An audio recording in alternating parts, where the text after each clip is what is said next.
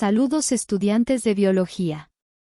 Soy Jane, asistente del profesor Cristian Marrero Solano, a quien asistiré en esta lección. El tema de hoy correspondiente al capítulo 4 y denominado Dinámica de las poblaciones biológicas. Bienvenidos, vamos a hablar un poco sobre las propiedades dinámicas de las poblaciones, cómo las poblaciones cambian. Las poblaciones de seres vivos se refieren a todos los individuos de una misma especie que viven juntos en un lugar, como vimos antes. Imagina que en Centroamérica hay un tipo de ave llamada mozotillo de charral y un árbol llamado tucuico. Cada uno de ellos forma su propia población. Ahora bien, ningún individuo puede adaptarse al lugar donde vive por sí solo. ¿Sabes por qué? En primer lugar, porque su vida es bastante corta, y no tienen tiempo suficiente para adaptarse por sí mismos. Y en segundo lugar, la única forma de sobrevivir en ese lugar es vivir en grupos con otros de su misma especie. Así que, en realidad, la población es como un equipo unido y en constante cambio. Juntos, estos grupos de seres vivos enfrentan desafíos y se adaptan. La adaptación no es algo que hagan individualmente, sino que lo hacen en conjunto. El tamaño de la población. El tamaño poblacional se refiere a la cantidad total de individuos que viven en un lugar específico. Para entender cómo una población crece o disminuye, debemos considerar diferentes factores que influyen en esto. Estos factores pueden ser de tres tipos. Factores abióticos, son aspectos del entorno que no están vivos, como el clima o la calidad del suelo. Factores bióticos, estos factores incluyen las relaciones entre los seres vivos en la población, como la competencia por recursos, las relaciones de depredación o los vínculos de cooperación. Factores antropogénicos, estos factores son causados por la actividad humana, como la deforestación, la contaminación o la urbanización. La densidad de la población. La densidad poblacional es la relación entre el número de individuos de la misma especie y el espacio que ocupan. Es como calcular cuántos individuos hay en cada pedazo del lugar en el que viven. Puedes pensar en ello como una fórmula matemática, donde divides el número de individuos entre el área que ocupan. Imagina que tienes un pastizal y quieres saber cuántas ovejas hay en él. Si hay muchas ovejas en un área pequeña, la densidad es alta. Si hay pocas ovejas en un área grande, la densidad es baja.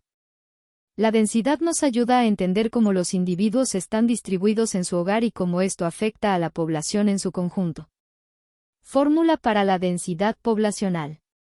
Densidad es igual a la división del número de individuos entre el área determinada que ocupan. El cambios en la población, N, es el crecimiento natural más migración.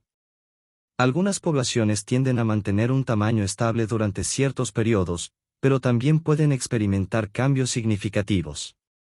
El tamaño de una población se mantiene debido a la interacción de varias variables, como la migración, cuando los individuos llegan o se van, la mortalidad, las muertes, y la natalidad, los nacimientos. El cambio en la población, representado como N, se calcula sumando dos componentes. Crecimiento natural, esto se refiere a la diferencia entre los nacimientos y las muertes en la población. Si hay más nacimientos que muertes, la población crecerá; si hay más muertes que nacimientos, la población disminuirá. Migración neta, la migración neta se calcula restando el número de personas que llegan, inmigración, a la población del número de personas que se van, migración. Si más personas se unen a la población de las que se van, la migración neta es positiva y contribuye al crecimiento poblacional. La fórmula que permita calcular el cambio poblacional resulta de la sumatoria entre el crecimiento natural, que se obtiene restando nacimientos menos muertes, y la migración neta, que se obtiene restando la inmigración menos la migración. El cambio de la población permite conocer el número en que varía la población en un tiempo determinado de estudio. Esta cantidad puede ser positiva o negativa, sea cual sea el resultado se debe sumar, conservando su signo, a la población inicial para conocer el tamaño de la población al final del periodo en análisis. La distribución de las poblaciones, planificando los bienes de la naturaleza. La distribución de los individuos en una población se refiere a cómo están espaciados o agrupados en su entorno. Como mencionamos antes, existen tres tipos de distribución: uniforme, aleatoria y agrupada. La distribución al azar. En raras ocasiones, los individuos se distribuyen de forma aleatoria, lo que significa que no siguen un patrón específico. Esto ocurre cuando los recursos abióticos que necesitan, como el espacio y la comida, están disponibles de manera bastante uniforme. Este tipo de distribución es más común en árboles y plantas, especialmente en los trópicos. La distribución en grupo o hacinamiento. Aquí, los individuos se agrupan en familias o en grupos sociales. Ejemplos de esto incluyen manadas de leones, lobos, bandadas de aves o cardúmenes de peces.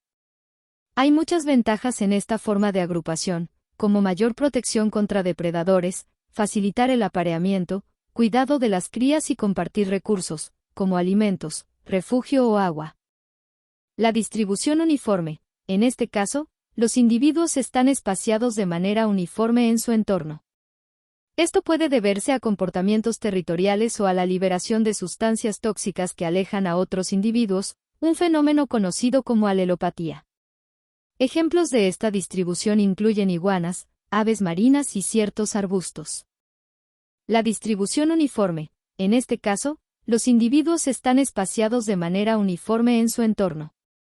Esto puede deberse a comportamientos territoriales o a la liberación de sustancias tóxicas que alejan a otros individuos, un fenómeno conocido como alelopatía. Ejemplos de esta distribución incluyen iguanas, aves marinas y ciertos arbustos. El potencial biótico, es decir, la capacidad de una población para crecer en condiciones ideales, depende de varios factores clave. Edad de inicio de la reproducción, a qué edad comienza un organismo a reproducirse. Frecuencia reproductiva, con qué frecuencia se reproducen los individuos. Número promedio de descendientes, cuántos descendientes produce cada organismo en cada reproducción. Duración de la vida reproductiva, cuánto tiempo un organismo puede reproducirse a lo largo de su vida. Tasa de mortalidad de los individuos, cuántos individuos mueren en la población. La reducción de la resistencia ambiental es una de las condiciones especiales que puede llevar al crecimiento exponencial. Las relaciones entre presa y depredador pueden influir.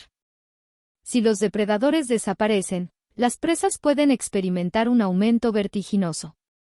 En ocasiones, especies invasoras encuentran poca resistencia en sus nuevos hábitats, como cuando los cerdos fueron introducidos en la isla del Coco en 1793, donde no tenían depredadores. La otra de las condiciones especiales que lleva al crecimiento exponencial es el ciclos de auge y decadencia. Esto ocurre cuando una población crece rápidamente y luego sufre una disminución repentina. Por ejemplo, algunas bacterias fotosintéticas mantienen un número constante durante el año, pero aumentan cuando cambia la cantidad de luz. También puede ocurrir en insectos o mamíferos, como los lemmings. El crecimiento poblacional logístico. Finalmente, el crecimiento poblacional logístico ocurre cuando una población alcanza su tamaño máximo sostenible en un ecosistema durante un periodo determinado sin dañarlo, lo que se llama capacidad de carga. Esto se representa gráficamente como una curva en forma de S. Continúo explicando lo que corresponde al índice de natalidad y mortalidad, entendiendo el cambio en las poblaciones. Las poblaciones biológicas se ven influenciadas por su entorno, lo que resulta en un promedio de nacimientos y muertes. Los índices de natalidad o de mortalidad dan información de la relación de la cantidad de nacimientos o decesos que hay dentro de una población biológica. En pantalla aparece la fórmula para determinar el índice y la tasa, ya sea de natalidad y mortalidad. Con esta última información Jane y yo, nos despedimos. El crecimiento de la población humana, es un crecimiento exponencial. El crecimiento de la población humana ha sido constante desde 1970, con unos 1.000 millones de personas adicionales cada década. En 2023, alcanzamos 800.000 de personas. Los seres humanos han superado la resistencia ambiental mediante tecnología. Para mantener la estabilidad poblacional, los padres deben tener en promedio 2,1 hijos por mujer, reemplazándose a sí mismos. Yo, Cristian Marrero, los espero en el siguiente capítulo.